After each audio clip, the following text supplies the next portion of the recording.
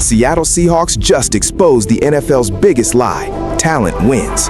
Forget the hype. This team is pure, ruthless discipline, and it's making people mad.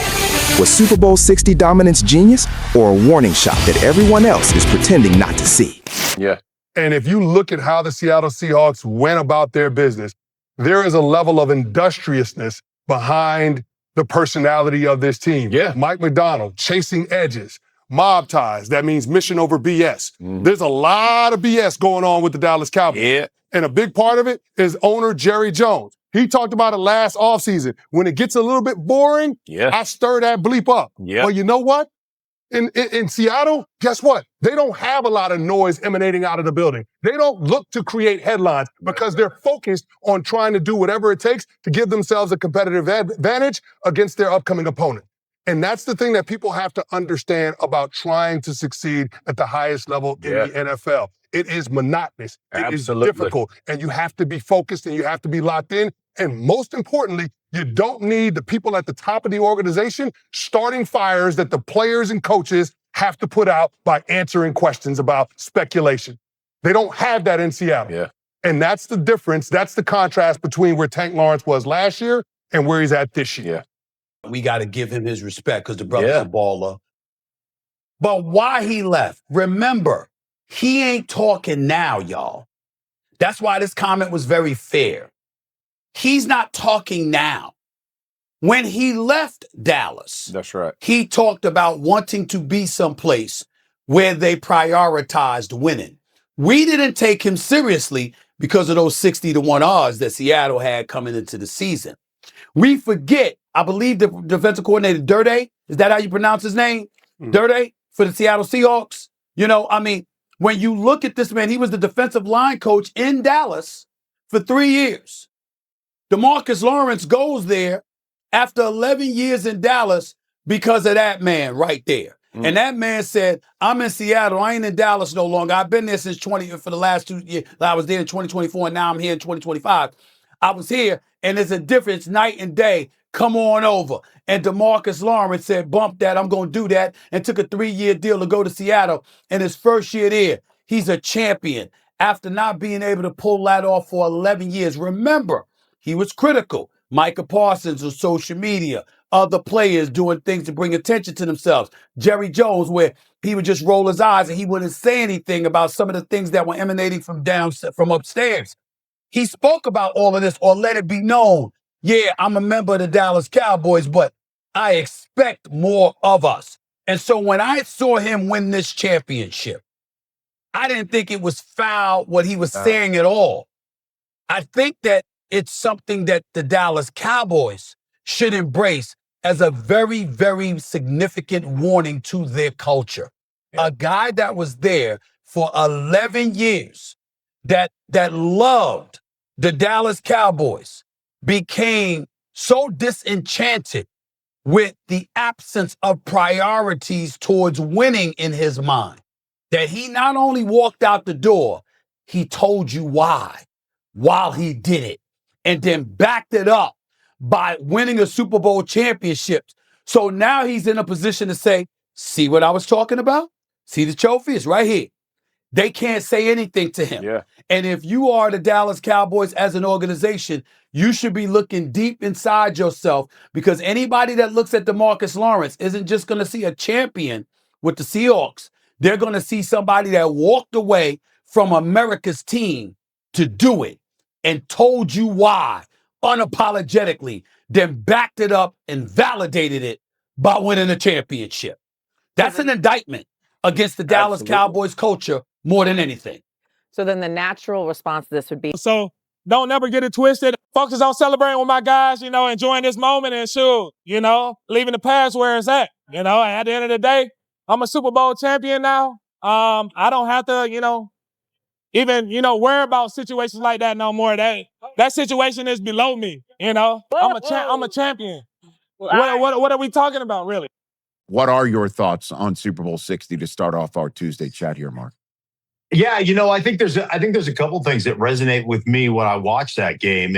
And obviously, Seattle did a phenomenal job with controlling line of scrimmage. And that's one of the things that I always come away with. We get so enamored in today's game about, receivers and the passing game and this, that, and the other. And you control the line of scrimmage, you're going to win probably 80-85% of your games. And that's what it came down to me. Like I said this on the Stink of Truth podcast, Rich. I said, there's three things that don't lie. Like small children, physicality in the run game, and yoga pants. Those three things do not lie. And by the way, yoga pants are a privilege. They're not a right. And that's just me just letting you guys know. No, we applaud those that. Those are things that do not lie. And when you dominate a line of scrimmage, you're going to win. And the Seattle Seahawks opened up a can of whoop ass on line of scrimmage on both sides of the ball, whether it was Kenneth Walker or whether it was that defense getting after Drake Maye the entirety of that game. And Will Campbell couldn't hold up in that game.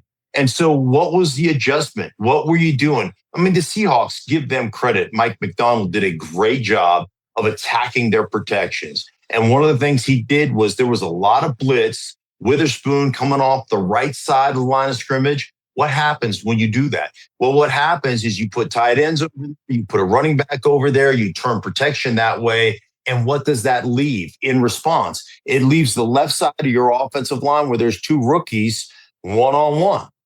And they were in those positions so many times. Will Campbell gave up 14 pressures. And listen, man, that's one of those things that you look at and you say, okay, what are you doing to support that? How come you only ran the ball 13 times when it was 6-0 through the majority of the first half? How come, how come you didn't counter some of the upfield pressure with a trap or something of that nature? You can always go back and second guess it, but I just didn't think they did a very good job offensively countering what the Seattle defense did, what Mike Macdonald called. I think the other thing, and I always say this when I'm preparing for a game, Rich, and you've done a bunch of games as well, you kind of get a sense of what a team thinks of another team based upon the game plan they put together. And they're bringing pressure and they're playing man-to-man coverage behind it. And it was the equivalent of Globo Gym, where they said, we're better than you, and we know it. And there was nothing the New England Patriots had. They had no answers for the Seattle Seahawks defense. They were tremendous.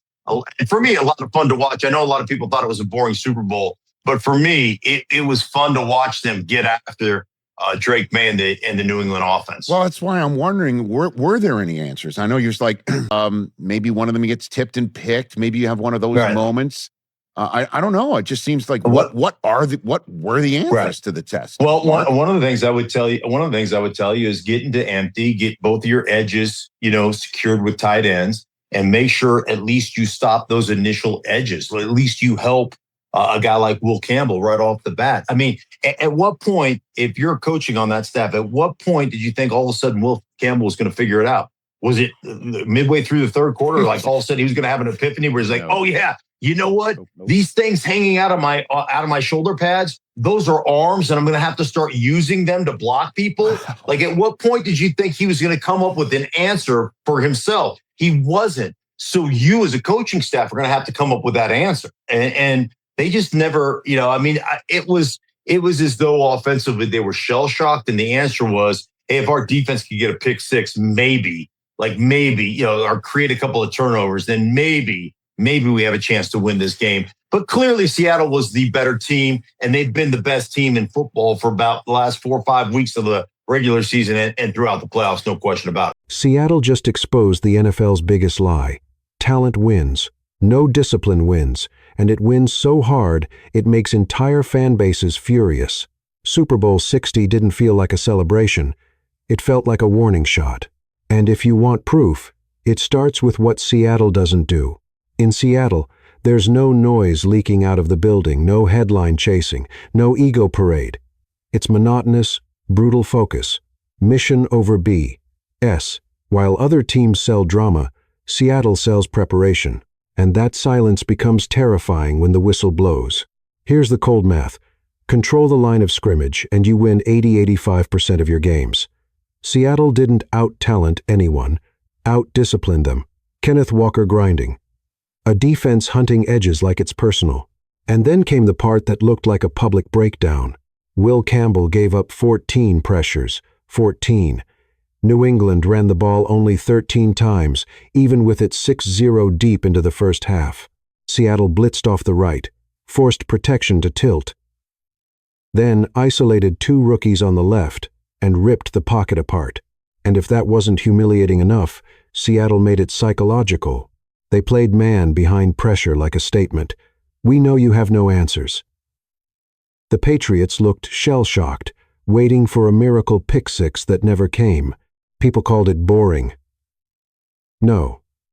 That was a controlled demolition on live TV. Now compare that to the team addicted to headlines. Dallas openly admits it. When it gets boring, I stir it up. That's not leadership, that's lighting fires your players must answer for.